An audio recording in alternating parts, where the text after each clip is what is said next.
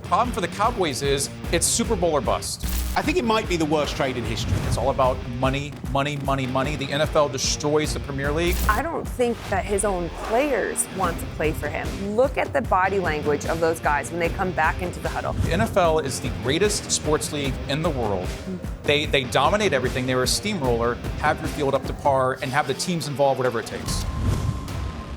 Hello and welcome to talkSPORT's The NFL Rundown, a brand new weekly show where we're going to look back at the biggest and hottest stories from the weekend's action. Joining me today, columnist Brian T.Smith from talkSPORT.com. How are we doing, Brian? It's great to be here, Will. And former NFL coach, now NFL analyst, the wonderful Phoebe Schecter. Phoebe, how are we? I'm amazing. I'm so excited for this. We get to chat more football. This is what we're waiting for. Yeah, absolutely. And look, if you are just finding this for the first time, go and check out our new NFL channel on YouTube, talkSPORT End Zone, because so much fantastic content up there, some of which you'll see in the show today, but some amazing interviews every week, big opinions, big news stories. We'll be covering it all right there, as well as on the show here. We're coming up. We're going to be talking.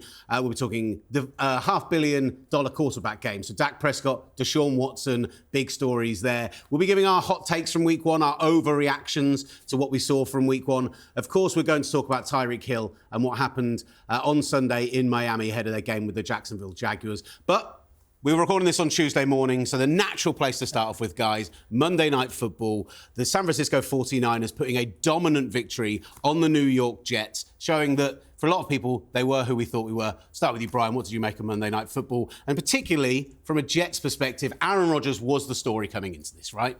He was the story, and Aaron Rodgers looks old. I mean, there's no... He played okay. He was okay. He didn't look like somebody who you want to base your entire roster around, you want to trade for, you're going to make your franchise quarterback approaching his fourth decade on planet Earth. Aaron Rodgers does not look like an elite quarterback anymore. He had a year off. He's still good. He does not look great. And this is a league with Patrick Mahomes, Lamar Jackson, Dak Prescott making $60 million a year. You have to be great. Aaron Rodgers does not look like he's good enough anymore. We can't dig out a guy being 41 years old for looking a little rusty after, that was his first touchdown pass in 610 days, I read.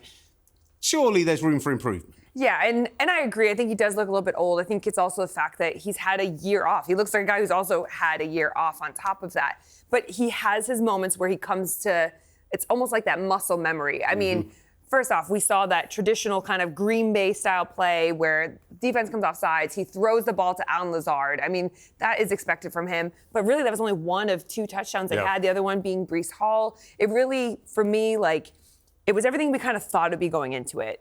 Breece Hall is amazing. I think he's going to carry that team most of the way. Allen Lazard will be there because he's always going to be Aaron Rodgers' guy. And then you've got Garrett Wilson, who is great when he's trying to throw those go balls. I mean, it's like they're quite predictable so early on in the season. And perhaps in the next couple of weeks, if they get those kinks out, they'll be okay. But, yeah, I'm a little bit concerned with you. I think the biggest concern for me isn't Aaron Rodgers, though, because I said it going into the year, that defense last season, the year before, was so good in New York that they almost managed to carry a team that was being led by the likes of Zach Wilson into potentially being contenders. So all we needed was a B+, B-level Aaron Rodgers, and they'd probably do it. And last night, I think Aaron Rodgers was a B-, a C+. He wasn't quite there. He didn't move well in the pocket, but he was fine. I didn't think they looked good on the other side of the ball at all. And they were tired. They let the 49ers absolutely... How can you be tired? It's week 1 of the season, Phoebe. They were tired. It's literally week 1. How can they be so tired? Look what happened in that game. A backup running back who was undrafted, who other than you, nobody in the world had heard of his name Put before. Me in, coach. He shredded one of the best defenses in the NFL with Robert Saleh having the whole offseason. You knew who you were playing for months. You were prepping for the 49ers and a Kyle Shanahan offense and no Christian McCaffrey, but Brock Purdy and all this talent. You had months to prep for that, and you weren't ready for it. And a backup running back wrecked fantasy football for the entire week. I'm sure we'll get into that. But he was the best player in the NFL this week because the Jets' defense was that bad. The idea was that the Jets were meant to be big in the trenches, retooled their offensive line, defensive line one of the best, so they were completely dominated the whole game. I had the Jets as a wild card pick for this season, potentially even a contender in the AFC East. They're going to have to improve massively on what we saw on night 1. Yeah, hugely. I mean, especially like the run game. And I know that they've had their issues with Hassan Reddick over the years, but he still adds so much value to the defense, right? They're still in contract issues, and that's all a bit of a weird place for them right now. But they honestly, and I know I was kind of joking, they really did look tired. Like they were being worn down already. The first half of the game, it did take both sides of the ball to get going. But you're right, when Jordan Mason started just crushing them over and over again. And I love what Shanahan did. Some of the blocking schemes that he put in there were so creative. And because they're some of the best blockers out there, not just offensively, like offensive line-wise, but your Kittles, your Ayuks, like those guys don't quit. So every level has to be operating at this super high efficient rate. I was reminded too, Kyle Shanahan, and I don't want to say he's underrated, but he feels like in some way the most underrated mind in the NFL. He's always in the NFC Championship. He's always in the Super Bowl. He might fall a little short. He might forget the overtime rules, but he is an offensive genius. And what he's able to do with backups, with Brock Purdy, with all these different weapons. We talk about the Chiefs. We talk about the Ravens, the Houston Texans, the San Francisco 49ers. On some level, they're underrated. I mean, I write about this all the time at talkSPORT. The San Francisco 49ers probably have the best weapons in the NFL, and they can do all this without Christian McCaffrey. It's a testament to how creative, as you just mentioned, and just how smart Kyle Shanahan is running this team and running this offense. Let's talk about Christian McCaffrey, because it comes out when they release inactives about an hour and a half before the game starts. Christian McCaffrey inactive for this game. We know he's been carrying an injury the offseason. He has calf issue, he has some Achilles issues, but everyone was expecting him to go for week one. We live in a world now that the NFL has decided they want to endorse sports betting, now they are totally on board with it. And now we've got these huge companies in America who are doing all of this betting based on fantasy football. These things actually don't just matter from it's your fantasy league with your mates. Oh, you're going to lose your matchup this week. Boo-hoo, wah, I don't care if I'm the 49ers. To suddenly millions of dollars are on the line for people. And suddenly that makes the league a little bit twitchy on it. Did you think that the 49ers did anything wrong, Brian, is the question? So I didn't until Jordan Mason spoke and was just being honest, right? It was an ESPN interview. He was just being honest. And he said post-game, they basically asked him, when did you know that you were going to play? And he's supposed to say 90 minutes before, or Monday afternoon, or on the bus ride in. I came in this morning. Kyle Shanahan took me to one side and said, like, you're going in, kid. This is your shot. No. He said that he learned on Friday, which it made sense. Christian McCaffrey, we've talked about this, Will. He didn't need to play in that game. They could shred, as they did, the Jets without Christian McCaffrey, but he was questionable. You don't have to have him play. He clearly was not going to play. He wasn't a game time decision. The fact that Mason was told on Friday, that is an issue for the NFL. That's an issue for betting. That's an issue, most importantly, that's an issue for fantasy football nuts across the world who you're setting your lineup. You need those final points. You need to know if Christian McCaffrey is playing or not. The 49ers knew he wasn't playing, but they acted like he was going to maybe play. There's no way. So, I do have a problem with it because they wrecked betting sites across the world, and I don't play fantasy football. I was going to say, like, Brian lost his fantasy but everyone else does, and speaking for the people, they screwed up fantasy football for the world this week, and they got a really nice win doing it. I just don't think that Kyle Shanahan cares enough about fantasy football. I mean, ultimately, as coaches, you're just trying to keep things as undercover and secret as possible. And if you can get away with letting it out right before the game, absolutely Bill Belichick would have done that, right? That was such a Belichick move. It was a competitive advantage move. 100%. He officially was questionable. They did nothing wrong. The only person who screwed it up was Jordan Mason. Yeah. That was an old school Bill Belichickian competitive advantage in the NFL. I actually respect it. Yes. So everyone talks about how hard it is to go back, right? Back-to-back NFC Championship games, runners-up in the Super Bowl last year. Coming into this year, you've got the Brandon Ayuk contract controversy. Trent Williams only turns up for practice last Tuesday. And look, only 9-10 days ago, their star rookie receiver gets shot in the street, not only survives, but is at the game last night and getting this phenomenal reaction from the crowd. Yeah. I think, from my perspective, the 49ers are a team who, we talk a lot about vibes in the NFL. Dan Campbell, the Lions, that is pure vibes as a team, and they maybe play above themselves because of it.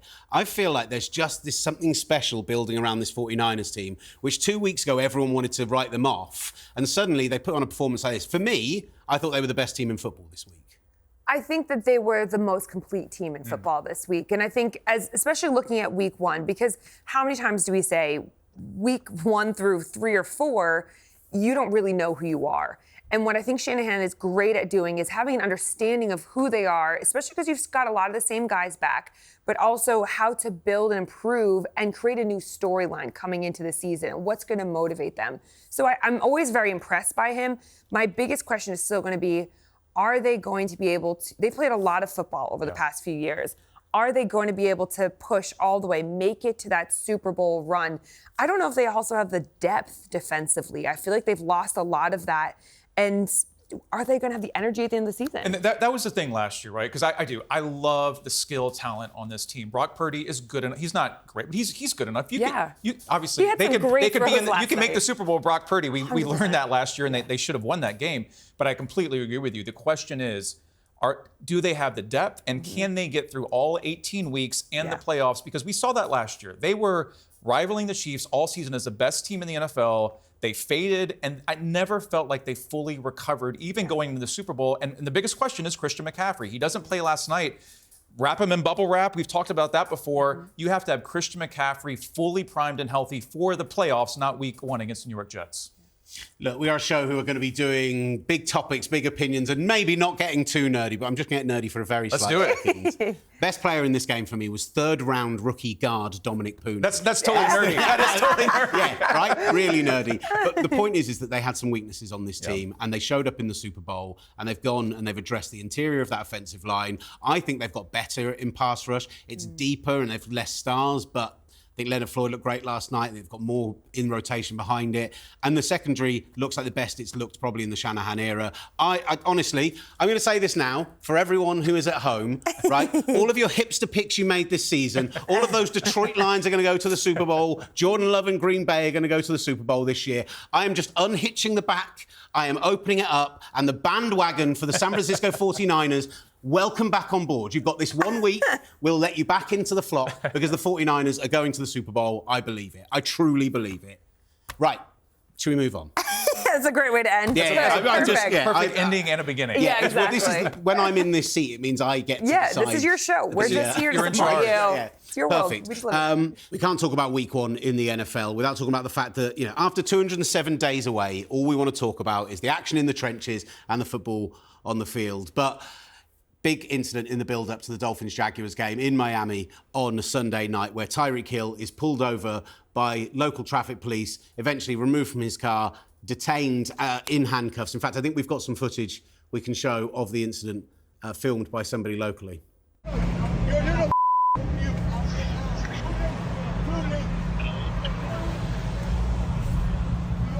What the Tyreek Hill. Dylan, no, I'm trying to get on video. They put him in handcuffs. Oh.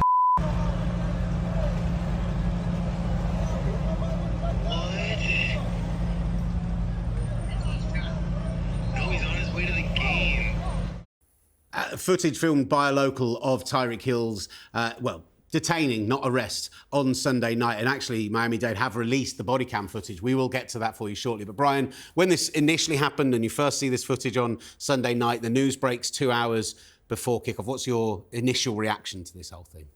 That we need more information. That's my initial reaction to this, and that's my current reaction. I've been through this enough, right? I've seen this enough, having lived in America, covered American sports for the last 20 years, watched all these things happen off the field in the last 5 or 10 years. The worst thing you can do, the dumbest thing you can do, is instantly react. Is instantly think that because you're on Twitter or you're on TV or you have some type of platform that you have all the answers. And I think we've seen that play out with this, that we need more information, that there has to be an investigation, that there are 2 sides to this, that it is incredibly complicated and multi-layered, and there's already tension about it. So Tyreek Hill, thus far, has sounded like he's right and that he was completely wronged, but there's another side to this, and I think that the body cam footage that we saw shines a little bit of light on that, but ultimately, it's not for me to say. It's for it to be investigated. It's for it to maybe play out in a court of law. Tyreek Hill, his party has already said that they're considering litigation. This is a very, very serious issue, and it very quickly, it went from 0 to 100, and I think the thing that he did say, no matter what happened leading up to that, was 100% right. That if he was not Tyreek Hill, because when it escalated, it got very serious very, very quickly, it could have gone somewhere else, very dangerous, very, very fast. It did not But that, for me, overshadowed the entire NFL weekend. We weren't talking about, in the end, Deshaun Watson or Dak Prescott becoming the highest paid quarterback. We were talking about an NFL football player being detained, being forcefully pushed down to the ground. But it's very complicated, and the worst thing you can do is act like an expert on it. Well, listen, obviously the celebration caught a huge amount of attention, but you mentioned those comments from Tyreek Hill. We can actually see what he had to say post-game now.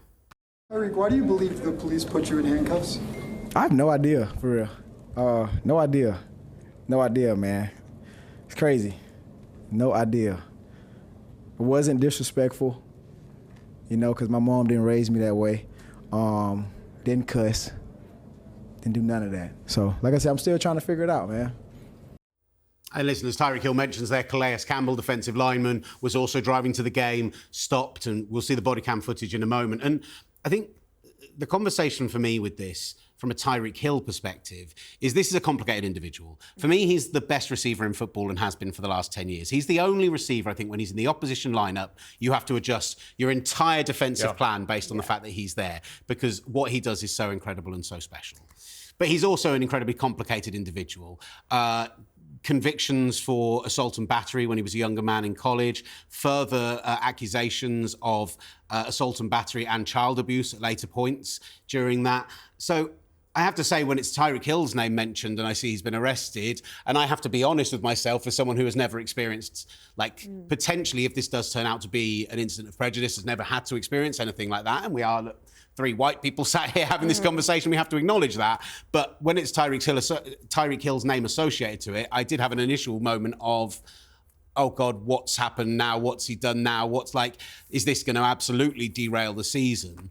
Kind of fascinating that between the celebration, the comments afterwards, as Brian talked about, they kind of have positioned themselves in a way to get the conversation going in the direction they want it to go in, essentially, Phoebe, if that makes sense. I think a little bit. I just think ultimately you watch the initial video that someone filmed, and I don't see at any point how there's ever a need to put somebody on the ground like that, right? So I get, you might be arrested, you might have done whatever you've done, but at what point does it need to get so physical that you're putting somebody who you know is literally a star receiver, a star athlete, and it's not even if it's an athlete or not, to have it elevate to that level, that for me is the biggest problem. He might have done something wrong, he might not have done something wrong. Again, going to your point, I'm not here to judge that. What I am here to judge is just what's humane and what's the right way to treat people. And that's an ongoing conversation in America and here. Yeah, and this is why it has to play out. And I agree with all that, except for then you watch the body cam footage that we've seen that just came out in the last few hours. The problem with it, I'm not speaking for the police or Tyreek Hill, but just as a viewer watching that, he is pulled over. We don't see the before, right? We don't have the radar gun. We don't know exactly what's happening. But the second that he starts to roll up his window and basically ignore the police and act like he is holier than thou, and basically, I am an NFL wide receiver. Doesn't even matter who's Tyreek Hill. I'm an NFL wide receiver, and I'm going to the game, and you're not going to stop me. And he basically tells the police in the video, "Stop tapping on my window." I do understand why the police would Let's see that footage, Brian. Let's see what happened. Let's see the body cam, which surprisingly, normally these things are only released after there has already been the internal investigation. Miami-Dade made the decision to release it, 24 hours later. Get out of the car right now. We're not playing this game. Get out. Get out. Get out. Get out. Get out. Get out. Get out. What part of violence do you understand? Hey, Drew, I'm getting arrested, Drew. I'm getting arrested. I'm getting arrested, Drew. I'm getting out, bro. God damn, twin. When we tell you to do something, you do it. You understand? I'm getting out. You understand? Not what you want, but what we tell you. You're a little confused. I'm getting out, bro. Too late. Chill, Too late. Look, the full footage is available to view on talkSPORT.com, and the moment you mentioned tapping on the window isn't necessarily in that video, or when Calais Campbell turns up and they get incredibly aggressive towards Calais Campbell as well. This, for me, is a situation that clearly elevated very quickly, where it's fascinating to me that one of the police officers in the full-length video references the fact that it's Tyreek Hill before they pull him out of the car. Clearly, they're aware of who they've got potentially in custody. The fact that the level of aggression, it doesn't feel like it balances with the level of offence. And just that nature of that escalation, particularly when Calais Campbell gets involved, you've got one police officer telling him no, drive away, another one screaming at him to give him his license. It was incredibly intense, and it comes back to that thing of Tyreek Hill saying, "What if I wasn't Tyreek Hill?" Is, you know, he says his mama didn't raise him that way. He says that there's not going to be he's not going to disrespect people like that, but it could have gone much, much worse. Absolutely could have. And then you think just all of this happening before the game, and now these athletes are expected to go out there and perform to their highest levels. Like, any normal human would not be able to just switch off these kind of traumatic or shocking experiences beforehand. But going back to that video, it's hard to watch that and not feel like the police are like asserting themselves and that I'm in control here. We tell you what to do, you do it right away. Like, it's just so unnecessary. Whereas I'm never going to come away from the fact that we don't need to be as physical and aggressive. And that must be hard, right? Being a police officer, you can't make different decisions based on different people. But I think there's got to be an element of like understanding and reading the room. He can't roll up that way. I mean, that is a problem though. And that is if he is in that, they don't, maybe one of them knows who he is, but that is a live situation. The windows are dark. You can't see in it. He rolls up that window. He's ignoring them. They tried to take back control of the situation. And then I fully agree with you. Then it appeared to get far too aggressive, too fast. But someone will be in control in that situation and someone won't be. And if they believe that something could happen, that could be a threat. That could be a threat to other people. That could be a threat to their lives. I fully understand why they got aggressive, but then it reached a point where it appeared to become too aggressive, and that's why we still need more information. Like, how fast was he going? There needs to be a thorough investigation of this to try to find out what actually happened, because right now we have two sides, and I feel like both of the videos have only complicated this. Yeah. Just very quickly on the football side, as a former coach, as someone who's been inside these buildings, we hear Mike McDaniels come out afterwards and say that it scares him because he doesn't know what this is like. And Mike McDaniels is a biracial man. His father's black, his mother's white. But if you're in that building and you're having to deal with that as people are coming in and go out, and a game where they were down big, came back with a big come-from-behind victory to kickstart their season, I am fascinated to see how that reaction is going to be internally and how it sparks something in the Dolphins this season. I mean, you talk about things that pull a team together. When you see that happening to your brother, McDaniel was right to say he doesn't necessarily understand, because people look at him and they just assume he's white, right, ultimately. So he doesn't necessarily get the same prejudice.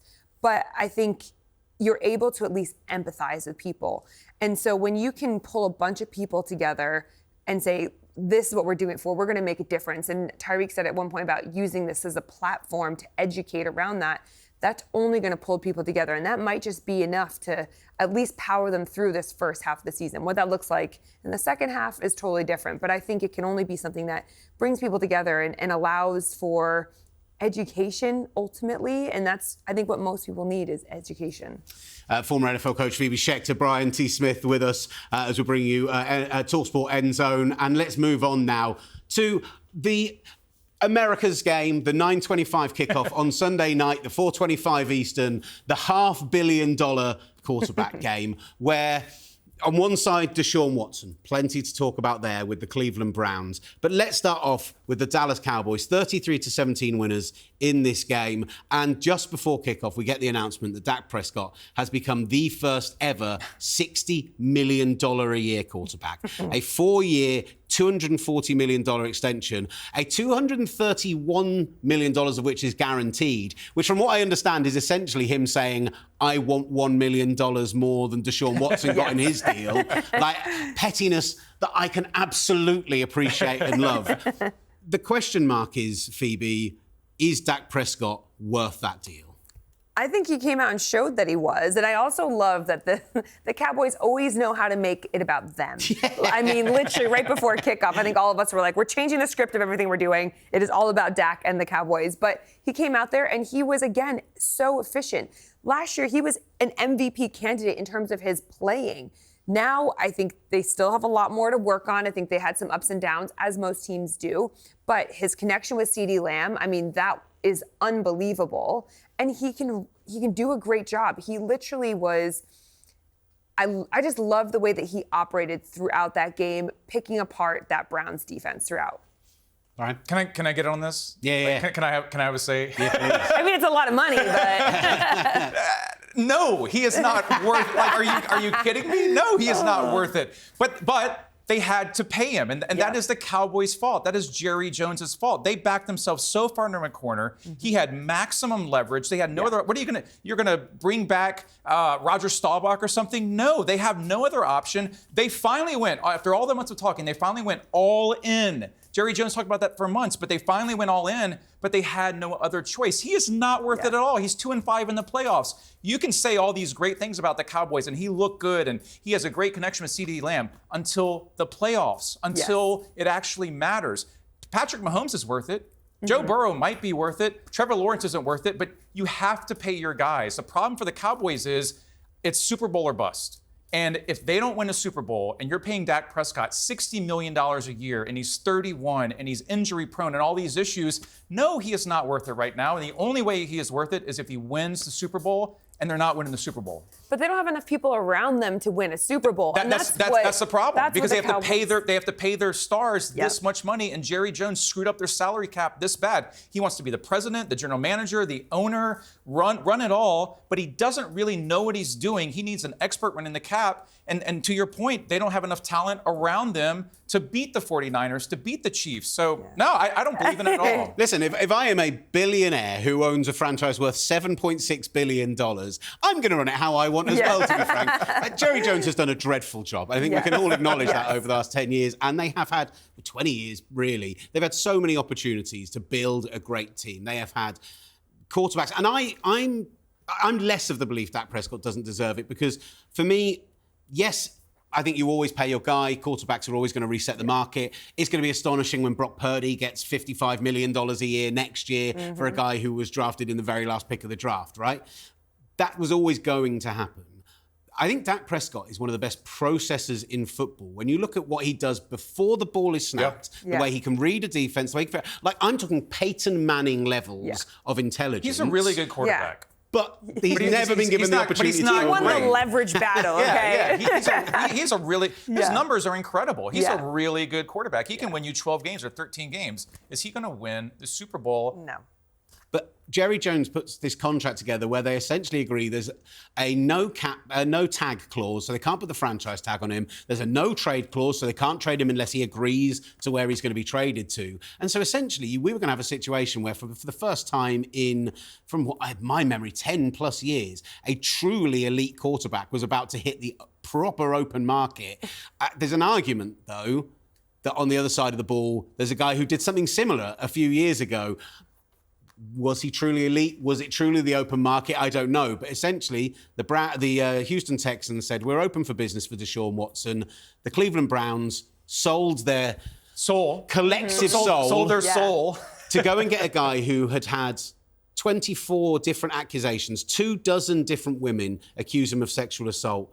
And then overnight, we hear that another lawsuit has been brought against this man. Another civil case lawsuit, but he's going to be going through another whole legal situation. And yet the Cleveland Browns gave up 3 first-round picks, $230 million fully guaranteed to make him the highest-paid quarterback at the time in NFL history. Of course, now he's not even top 10, but even so, the point stands. They've got this huge albatross hanging around their neck as an organisation. And I tell you, I have always had a soft spot for the Cleveland Browns. Since they moved in 1999, they only had 3 winning seasons. They went to 17 years without going to the playoffs, but their fans were always incredible. Despite all the Factory of Sadness stuff, they always turned up, they always made noise, and they were always great. The 180 that the Haslams have made me do on this organisation now, because Deshaun Watson is there, where I'm actually going, I think it might be the worst trade in history. Russell Wilson's in the conversation, but this Deshaun Watson trade, he was terrible on Sunday. We've written it at talkSPORT. It is talkSPORT.com. It is the worst trade in NFL history right now. Now, it could change if he starts being good again. We could talk about the off-the-field stuff, which is very, very serious, and I covered this for years in Houston, and I covered everything for Deshaun Watson in Houston. So I was there on the field when he stopped playing for the Houston Texans, and when he went from being the hero of Houston to getting kicked out of Houston, and fans didn't want anything to do with this guy. The same thing has happened in Cleveland. He's getting booed now, but the biggest problem for him, outside of all the very, very serious off the field, He's not good anymore. No. It looks like the Browns don't want to play for him. He looks confused. He struggles to make reads. You talked about progressions with Dak Prescott. Deshaun Watson isn't making those progressions. His throws are just, going into the ground. That's how bad he's throwing. He's not even completing it to receivers. He's not even, would Deshaun Watson be starting on most teams right now? No. After week 1, he would be benched. It looks like the worst trade in history, but the biggest thing is he has lost the fans. He's lost the fan base there. I don't feel like Cleveland Browns fans even want him in the stadium anymore. I don't think that his own players want to play for him. Look at the body language of those guys when they come back into the huddle. Amari Cooper is always going to kind of look disinterested, but look at the rest of them. Look at the offensive line. A very interesting clip was pulled up of Joel Bitonio on the floor, and Deshaun Watson went to help him up, and he wouldn't let him. Waved his hand away. Literally. And Joel is one of the nicest guys I've ever met in my life. But that's a pure sign. Yeah. And that's one of the conversations, because we talk so much about the fan base and what people think of them. But actually, what does it mean to the people in the building? Because remember last year, they had Joe Flacco in there, and they were playing for him. They loved, Njoku looked slow. He didn't look like himself. Nobody looked like they were enjoying. And they have a great defense, right? Yeah. Kevin Stefanski wins Coach of the Year last year, partly because of Joe Flacco. 100%. That is a good enough team. They should be Super Bowl contenders. Yeah. But I felt like the second they went after that hard for Deshaun Watson and they reset. Mm-hmm. Part of the reason Jerry Jones had to give that much money to Dak Prescott is because the Browns screwed it up so much with Deshaun Watson and completely reset and screwed up the quarterback market. Once the Browns made that trade, it again for them was Super Bowl or bust. But the problem was he had so much baggage that if it goes bad and it's gone horribly, you're not just going to have your players turn on you. You're going to have the fans turn on you, the organization turn on you. He's got a couple weeks to clean this up or he's going to be gone. I don't know how he can clean it up, though, because his accuracy, he's throwing balls to guys in the field and at their feet, and he has time. He's not being crunched. I saw maybe one move that looked like Deshaun Watson. And doesn't it look like he's lost his confidence? Like, he had so 100%. Much swagger in Houston. He just had this Clemson national champion, that the spin out he had against Buffalo in the playoffs, he's lost all that. There was a play in the fourth quarter where the pocket broke down, he rolled out, he could have run for a first down, and 2 Cowboys defenders start coming towards him, and he just darted out of bounds. Yeah. On a third, I think it was on a third and 7. That is not the Deshaun Watson of the early days of his career, who would have fought tooth and nail to get that first down. And honestly, it's going to cost them, if they were to move on from his contract, the cap hit the next 2 years beyond this is $64 million a year. It's over a quarter of the cap, even with the new raised cap levels. I'm still taking that hit if I'm the Cleveland Browns. Moving on. Jameis Winston can start for us for the next 2 years, as far as I'm concerned. It'll be a lot more fun, and at least there'll be better vibes in the building if they do that. We're here for vibes. As always, week 1 in the NFL leads to massive overreactions. Still to come, we're going to talk about the international games, and we are still going to give our extra points. But let's have some quick overreactions to week 1. And I'm going to start off with, Phoebe, the Cincinnati Bengals. You and I, we went on talkSPORT last Thursday, and we both picked the Bengals as our Super Bowl pick from the AFC. Don't laugh at that, Brian. They got just trounced on Sunday night by a not very good Patriots team. Yeah. How concerned are you if you're the Bengals? I'm not concerned. Because Joe Burrow, I think it's 1 of 4, 1 of 5 now in terms of winning his first games of the season. I'm not concerned. They are slowly going to increase. They're going to be moving up in the right way. Again, this is going to be hopefully his first full season playing again after being, injured last year. So I'm not worried. My biggest concern was the defense. I felt like the defense last year was so strong for them and was what really kept them in the game. I was expecting a little bit more from them this year in terms of being able to just stop anything. But I'm not worried. I believe in Uncle Lou Anarumo. That defense will turn around. He's amazing. The turnovers, the mistakes. It's just the fact that they lost to a Patriots team who I could have imagined only winning 2 games. You might want to get Jamar Chase in the build. You might want to figure out a way to pay the best receiver in the NFL and actually have him practice with your quarterback and be fully motivated. That might help the Bengals. It does a little bit. We'll go from one team. We're asking the question mark of whether they were a hot pick before the season, just from me and Phoebe.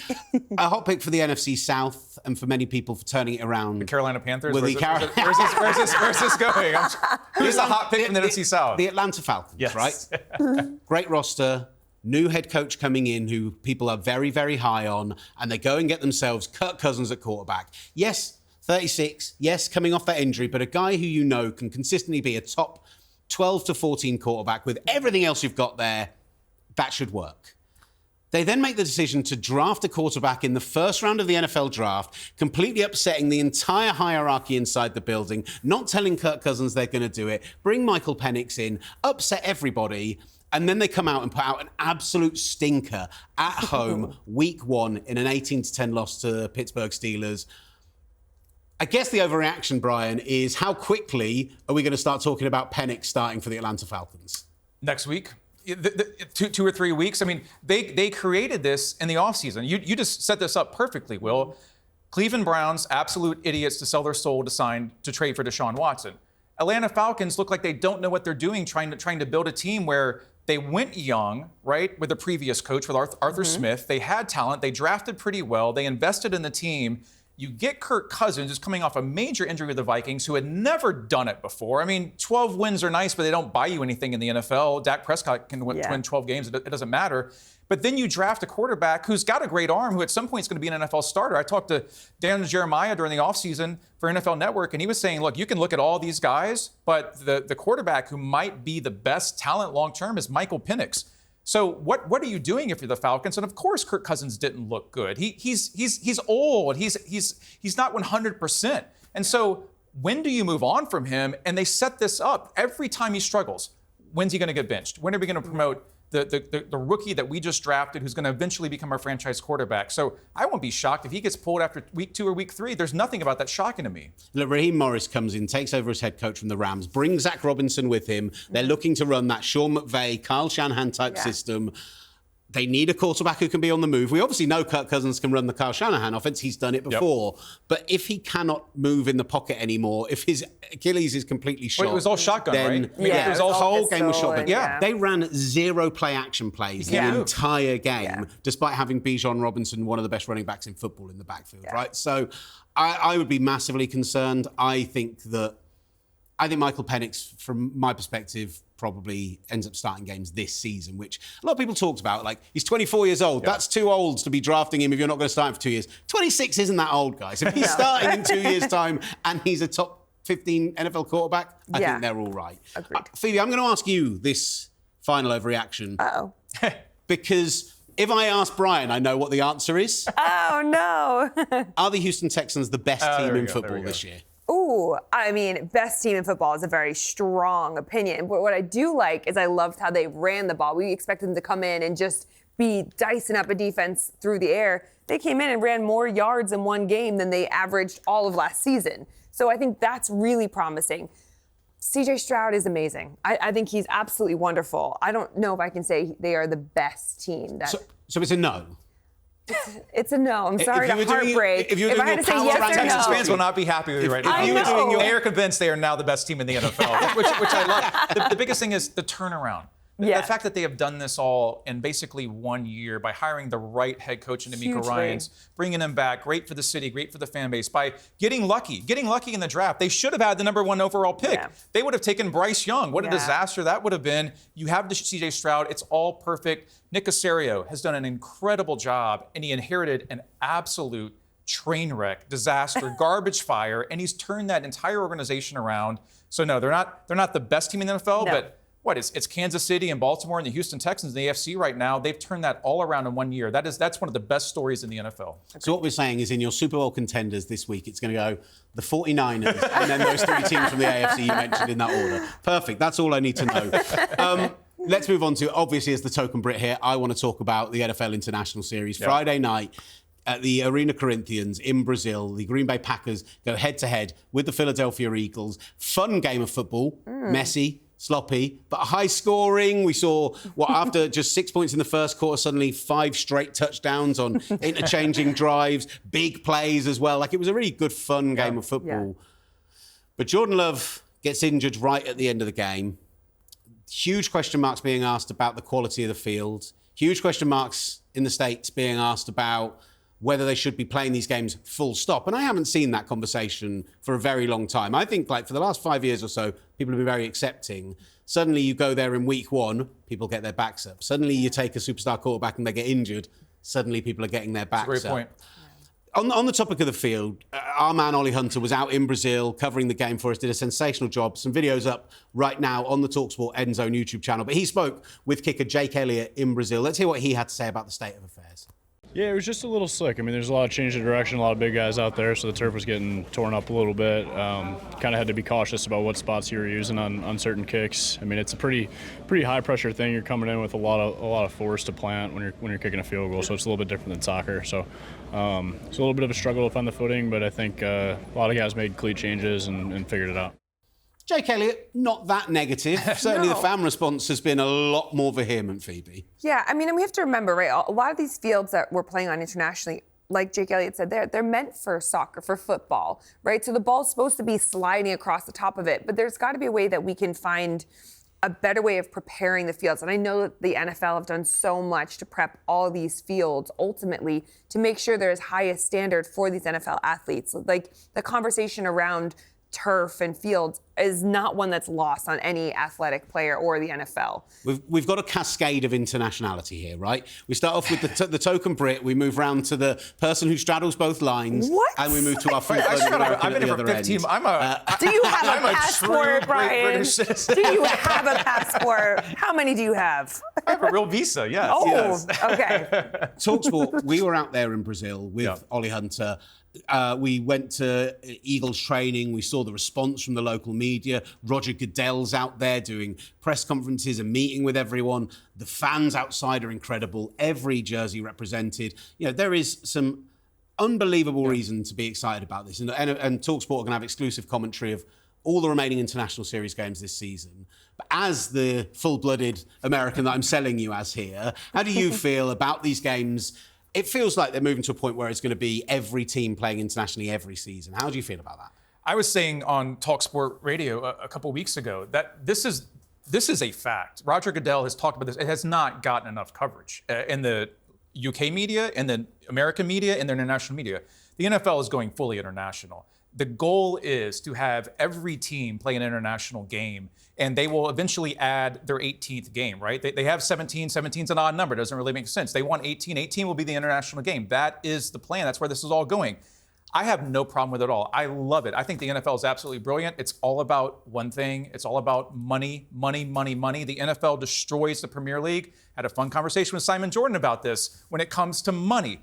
But if you're going to do it, let me flip it around really quick. If you're going to do it, you have to get it right. How much? I can't even calculate this. How much would a Premier League fan, your Liverpool, your Man City, your Man United, your Chelsea, your Fulham, it doesn't matter.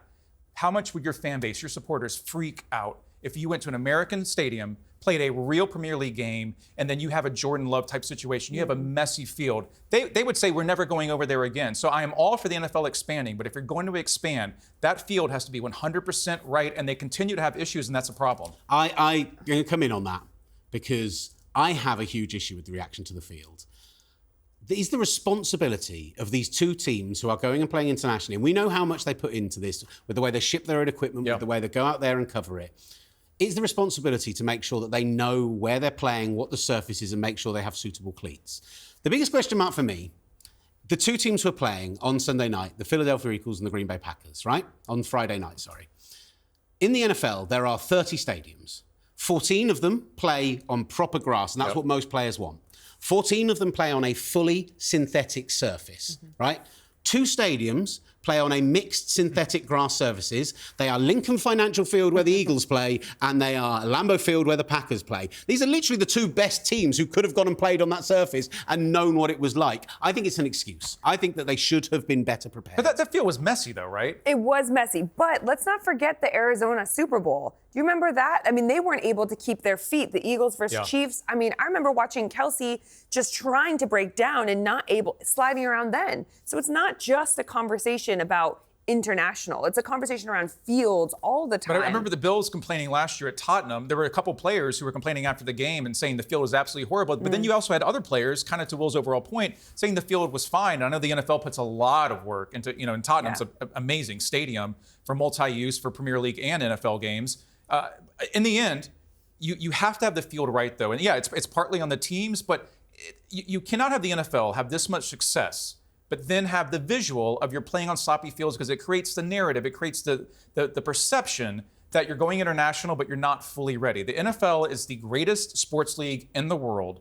They dominate everything. They're a steamroller. Have your field up to par and have the teams involved, whatever it takes. One of the players on that Eagles defensive line, Brandon Graham, won the Super Bowl there. I would say in that conversation of kind of Hall of Good, maybe borderline in that Hall of Fame conversation. But our man Ollie Hunter on the ground in Brazil caught up with Brandon Graham on this very topic. With the conditions of, the field, I think everybody, was out there slipping and stuff, but that was another thing. We didn't want to make that as an excuse because both teams was dealing with it.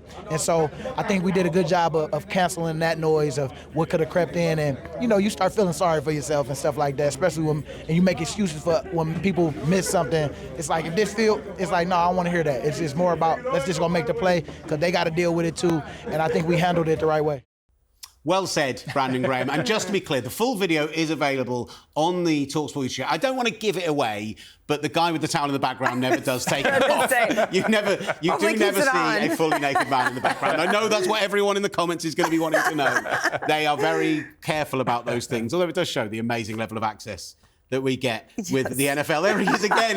Look, we need to find out who that is. I should have done this. We need to get on the depth chart and find out who that is to behind Brandon Graham. Let's get Ollie Hunter on the line immediately so we can know whose back we're seeing in full HD there for you. Amazing. Well, look, 3 more games coming to London this year, game coming to Germany as well. They'll all be live and exclusive on the talkSPORT network for you as well. Because within this format, we don't get to talk about every game. We don't talk about everything we want to cover off. At the end of each show, we're going to be doing our extra point. You get a chance to have your thoughts quickly on one of the topics we've not managed to touch on. Keyword quickly. I'm going to kick that off with, we talked about Cowboys-Browns earlier. What we didn't address was, are we surprised Tom Brady was that bad, Phoebe? As somebody who has learned a lot over these past few years around commentary from people like yourself who's helped coach me up, it's not easy to just step into that role. You're trying to build a relationship, a chemistry with the person next to you. There were times where he was able to add in those nice little stories or education pieces. I think it's also hard personally for me to not compare him to Greg Olsen, who I felt did and does an amazing job of educating. And just because you're an incredible athlete doesn't always mean that your coaching ability essentially comes across well. So I think it's going to take time. I wasn't enthralled by his performance, but it's only the day one, and you just need repetitions. I think it was straight up bad, though. That's the problem. Because it wasn't just, he didn't give enough information, but he just ticked the boxes and said all the nice things he's meant to say. He literally, there were some times where you heard his commentator paused to let him speak, and then he didn't speak, and we just had silence for 10 seconds. But he spent all of last off-season he's getting 300 training. I'll make this very quickly. He's getting $375 million. He's almost getting $500 million to be an incredible announcer. The investment, the promotions. You're going to be that bad? I completely agree with Will. I thought Tom Brady was absolutely horrible. Tom, you want to talk about privilege? You want to talk about becoming an elite person and getting elevated when you don't deserve it? Tom Brady did not deserve that role at all. He looked like he had not prepared. He looked like he was not ready for the moment. He looked nervous. Awkward silence. The whole game, awkward silence. And you're going to knock out Greg Olsen? Tom Brady should get benched for week 2. That's how bad he was in week 1. He will get better, but if you're going to pay him $375 million, he has to be better than that. All right. Talking of somebody getting benched for week 2 or certainly kicked out of the league, my extra point from week 1 is that, and again, it's on the same game. I feel like we've maybe focused on a terrible Browns-Cowboys game a little too much, but Mike McCarthy should be fired immediately. And he should be fired immediately because the NFL has this reputation for being the no-fun league. That is what the NFL supposedly stands for. You have, in Brandon Aubrey, probably the best kicker in the NFL now. I'm sorry, Justin Tucker, you missed an extra point recently. I'm not having it. You've been the best kicker in NFL history, but I think Brandon Aubrey has now taken the mantle of best kicker in the NFL. Yeah. He's got a big, huge leg, and we already saw him nail one from 66 yards. Let him kick it! We saw him nail one from 66 yards, and because these head coaches in the NFL, I've no sense of game management whatsoever, they didn't take the time out, there was a delay of game penalty, he nailed the 66-yarder, but we had to go back to 71 yards. Yeah. Right? You're 20-3 up on the Cleveland Browns. Nothing to lose. Deshaun Watson has done literally nothing the entire game. Yeah. I think he's 5 of 17 in that first half, right? That's why Tom Brady was so boring and flat. Yeah. Deshaun Watson I mean, it was so a tough bad. first game for him. That wasn't a good first game. Even if you kick the 71-yarder, it falls a couple of yards short, and like the Iron Bowl of times gone by, we see a kick 6 return. At least that would have been fun. Yeah. Let him kick it from 71 yards, because he probably could have done it, and it would have been the biggest talking point of the week, and we'd have been like doing laps around the studio celebrating it. It would have been something for the Cowboys fans to get behind and get excited about at a time when they're all so nervous about how bad the season's going to be. Mike McCarthy's going to get fired at the end of this year if they don't win the Super Bowl. I think they could win the NFC Championship game and Mike McCarthy loses his job. I think based on that decision, he should just lose his job now. I was very surprised. I thought, just let him, like, what is the worst thing that could happen there? And I just don't feel like they're able to return it. The whole team has not been good this whole time. I thought McCarthy was going to get fired at the end of last year. I thought him and Prescott, their contracts would come to the end this year. I thought that was going to be it. But I'm surprised he's still there, to be honest. I would have fired him after the playoff loss. I would have fired him 2 years ago. Actually, I would not have hired Mike McCarthy. There we go. So there I don't know. I still don't know why Jerry Jones hired Mike McCarthy in the first place. He was out of the game. He didn't finish well with Green Bay and Aaron Rodgers. But Jerry Jones chose that, and he should already be gone. And finally, just to finish on, and there was this amazing half an hour in the build-up to the Week 1 games, right, where they announced the Dak Prescott contract. Tyreek Hill gets detained by police, and this comes out on social media. And in all of that, Kendrick Lamar gets announced as the halftime act for Super Bowl 59 in New Orleans. I am beyond hyped for this. I've been fortunate enough to go to 9 of the last 10 Super Bowls with talkSPORT. The only one I missed was the pandemic one. And hands down... Casual flex. The best... Not even casual, I'm just showing off. Honestly, the best halftime show, not even close, was the Dr. Dre, Eminem, Snoop Dogg, Mary J. Blige and Kendrick Lamar one. I think Kendrick Lamar is perfect for the city of New Orleans, for the zeitgeist place that the NFL's at right now. I think it is going to be beyond sensational. Oh my gosh, They Not Like Us. When that song comes on, people are going to lose their minds. And to be the first rapper to headline a Super Bowl halftime show, I mean, this is unbelievable. And imagine if the Lions get there. Things are going to go crazy, guys. I don't even know. Brian, come on, best Super Bowl halftime show all time. I've said the best that I've seen, but... They're not even that good anymore. I don't know. Kendrick Lamar meh, totally overrated. I don't really care. These older generations, guys. I don't watch it. Brian showing. No. I miss when they could actually. So you're going to do it in New Orleans? Like, have a band, have an actual band where someone's playing instruments. You can't do a jazz band anymore because that doesn't really happen. But that's I can't imagine Kendrick Lamar like best ever. Michael Jackson, the Who were good. The Rolling Prince probably best ever. Right. Give me somebody who can actually like play an instrument and get up there. But I get it. I'm getting old. They don't do that anymore. But Kendrick Lamar, overrated. For me, Prince and Springsteen, I think, are my two elevated ones that I didn't get to be there for. But with Kendrick Lamar, you saw when he headlined Glastonbury, he did something special for it. I think in New Orleans, you talked about that jazz influence, Frenchman Street. I think he's going to bring some kind of vibe that's going to be absolutely incredible. I think it's going to be sensational. You know what? It was the biggest talking point in all of my WhatsApp groups, even when we had Tyreek Hill and Deshaun Watson and Dak Prescott everything going off. People are hyped for Kendrick Lamar. So, do you know what, Brian? It's a very smart move by the NFL. The NFL knows what it's doing. Look, thank you so much again, Brian T.Smith from talkSPORT. Thank you. This was great. Phoebe Schecter, former NFL coach, and all over your coverage here in the UK. A good thing, of course. So a massive thank you to our guests and to you. Don't forget you can catch so much more NFL content from talkSPORT, big name interviews, big opinions, and all of our huge coverage this year, both on radio every single week and by subscribing to our new YouTube channel, talkSPORT End Zone. We'll see you there.